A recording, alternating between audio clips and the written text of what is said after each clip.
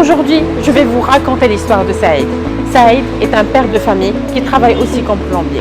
Chaque année au mois de septembre, Saïd vit des moments très difficiles. La rentrée scolaire de ses 3 enfants. Entre les fournitures scolaires, les frais d'habillement et les frais de scolarité, Saïd vit des moments très difficiles et en même temps, il doit subvenir aux besoins de son ménage. Saïd ne peut pas prendre de crédit bancaire car il travaille dans l'informel et il ne fait que cumuler les jobs. Saïd, c'est aussi l'un de nous, c'est aussi 1 milliard de personnes non bancarisées en Afrique. Ces personnes-là ont recours à des moyens de crédit épargne informel tels que les tontines. Comment peut-on qualifier les transactions financières collaboratives informelles? Comment peut-on inclure près d'1 milliard de personnes dans les systèmes financiers formels? Concrètement, quels moyens peut-on offrir à Saïd pour augmenter son revenu et faire face aux grandes dépenses de l'année?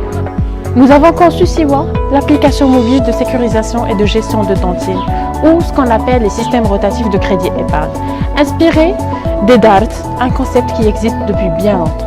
Vous pouvez télécharger Siwa du Play Store, créer votre propre compte et votre première date en moins de 3 minutes. Il suffit de fixer le montant total ainsi que le montant de cotisation et envoyer des invitations à d'autres participants par SMS. Vous pouvez aussi consulter les transactions et voir qui a déjà payé. Vous avez une idée sur le niveau de confiance de chacun ainsi que tout l'historique de DART. Siwa est une solution 100% gratuite pour les utilisateurs.